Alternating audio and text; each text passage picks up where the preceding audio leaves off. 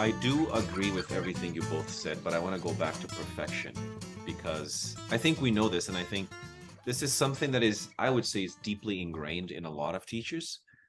This We're constantly striving for excellence, and we know this is an admirable quality, but uh, personal experience is that there are a lot of problems with seeking perfection, and I think Mike mentioned one. It's it's this idea that you're constantly trying to achieve this unattainable or create this unattainable standard, because that's how I feel.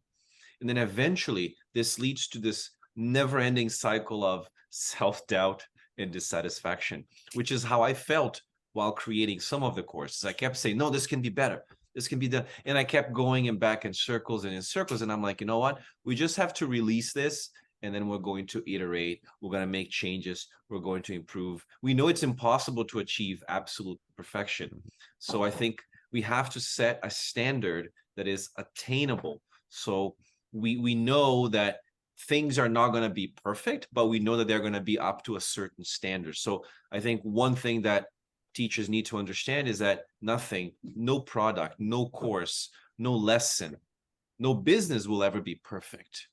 But you have to know that you have to be constantly making changes. As we said, iterating. This is something I've learned from being in the tech world, is this desire for perfection is bad also because of that, because it's paralyzing. And I think it prevents a lot of teachers from taking risks or from trying new things. And if this fear of making mistakes or not being perfect is what really stopping a lot of teachers from taking action, they are actually missing out on a lot of great opportunities to learn, grow, and create their business, right? For sure.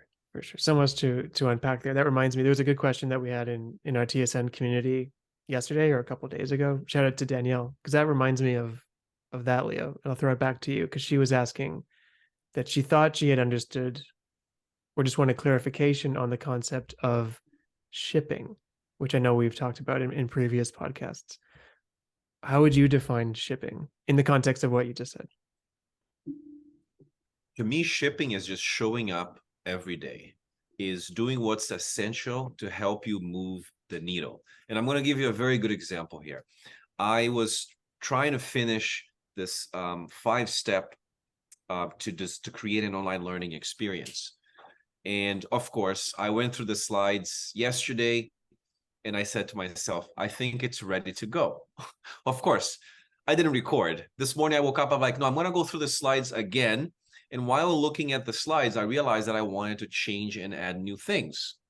So I said, you know what? That's that perfection voice just, breathing down my neck, creating unnecessary Nice. stress and anxiety. Because that's what happens, I feel this pressure to always be perfect, to always create these amazing, amazing videos.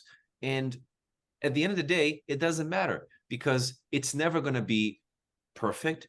But if I create that today and I listen to that video a year from now, I may want to tweak a few things because time passes, things change, industries change. So to me, it goes back to an analogy that I used with Mike when we were recording an episode for the student podcast. What was that called again? The cult of learning. The cult of learning. Yeah. Where we said Rome wasn't built in a day, but every day they were laying one brick. They were shipping every day. Yes. That's how I see shipping. Just looking at what I responded to, and I just said it's basically what you just said. It's eliminating the perfect and sending out the imperfect anyway. Mm-hmm. It's a much more succinct response. Mine is too Well, long. I had time to write it down. Oh, that's So. beautiful.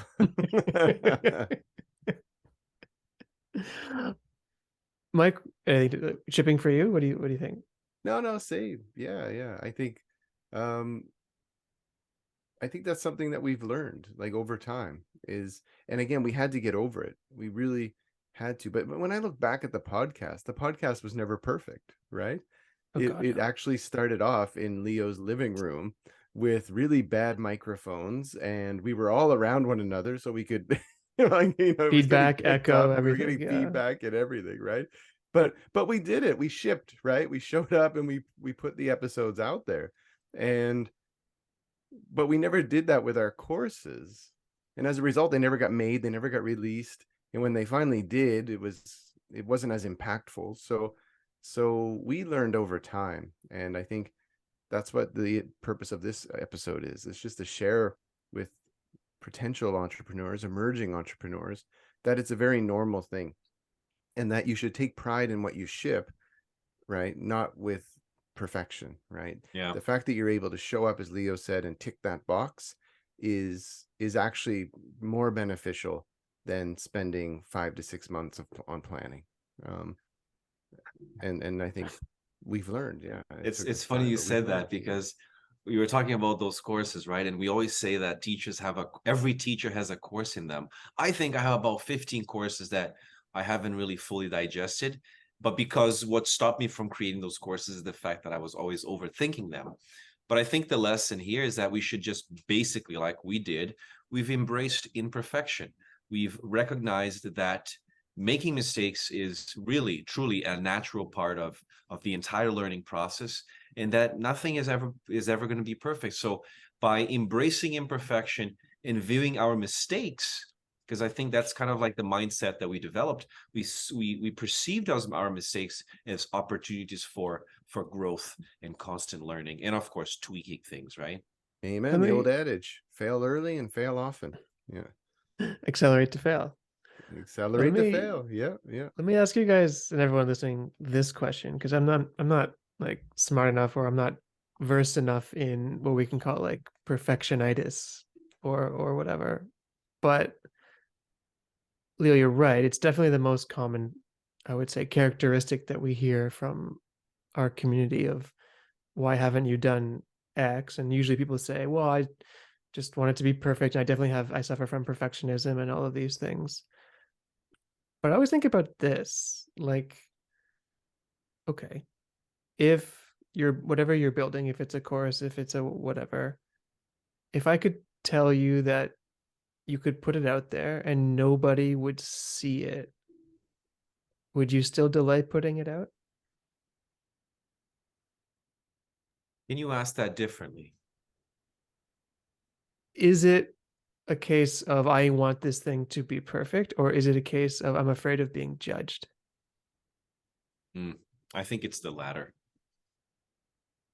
Right? I think it's definitely the latter. Like, is it my own expectations of this thing, which certainly play a part, but I feel like it's more not wanting something to be perfect, but afraid of it being so imperfect that there's scrutiny. Yes. Oh, absolutely. Absolutely. But how often, and then you always talk about this, Lee. I mean, we did a podcast about fear, and you said that there are rational fears and irrational fears, right? Yeah. I feel like that's so much an irrational fear. It is. It really is. Because it's amazing how teachers have a lot of confidence in their teaching, but when it comes to putting themselves out there, they lack that confidence in their own abilities, and they're even unsure if their own ideas are viable. I think a lot of that also stems from fear, like fear of failure or judgment of other people, which I think most of the time is what really prevents them from taking the first steps towards starting their own business. And I'll tell you why. Because when you are teaching, you're in the classroom, you're in that box behind four walls. No one can penetrate that perimeter. It's just you and your students. The moment you build your teaching business and you're selling your courses and you're selling your services and you're productizing yourself, things change, right? Because you're definitely in the arena now. I mean, the perception or unperception maybe perception, changes, yeah, right? Yeah.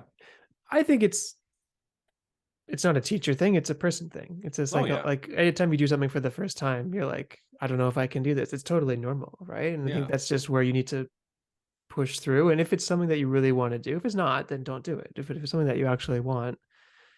And there's this daunting, Rihanna just performed at the Super Bowl, right? This daunting umbrella of start your own business, grow your own business. And like the perception of that phrase is like, oh my God, there's a million things inside of that. And to some extent, that's true, but it doesn't mean you do a million things at the same time. Exactly. Same thing that we would say to our students, like, I want to learn English. Like, well, first of all, that doesn't really mean anything.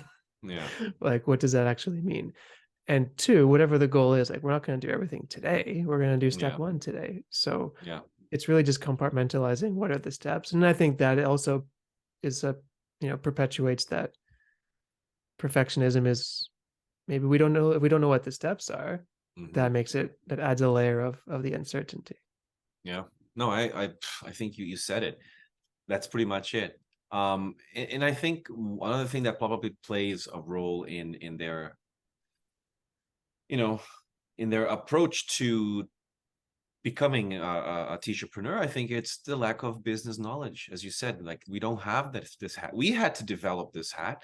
We had to like go to the store and buy that business hat so we could actually learn more about business and because as we said, while teachers may be experts in their subject area, exam prep, pronunciation, dogma, ELT, a lot of us lack the business knowledge and the skills that I needed to start and run a very, as you said, a very simple business at first.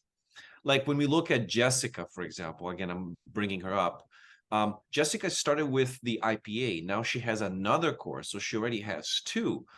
What really stops teachers is that they think that they have to start with 5 courses. They think that the business is, when you say like, oh, we'll help you grow your business or start your business, as you said, it sounds, the umbrella term starting a business sounds a little daunting to a lot of people. But as long as they understand the marketing, and more importantly, as you called, the machine, how to operationalize the machine and make this business run on its own wheels, then I think we have something. But that is something that really a lot of teacherpreneurs struggle with.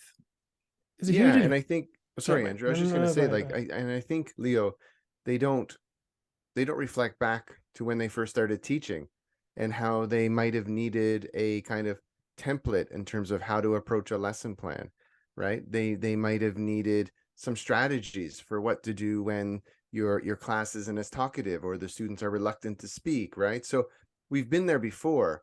What we typically need is a nice model that we can follow, as Andrew said, right? And then from there, we can start to put systems in place to expand from that model and to personalize it and add our own little bit of nuance to it, right? And then over time, that it evolves and it becomes a little bit bigger. But it's what people need is a template. They need starting points that they can just latch on to. Just like when you were a teacher starting off, you needed a kind of framework for how you might set up a lesson. You needed ideas for how you might go from one stage to the next, and then you needed some ideas for how you might speak or add some differentiation to your class to help to make sure that all the students' voices were being heard, right? So business is no different, but you have to start somewhere, start small, but as Andrew said, start with a system, because it's the system that you can build from, right? And that's really what helps you speed up the rate of change and speed up the development process.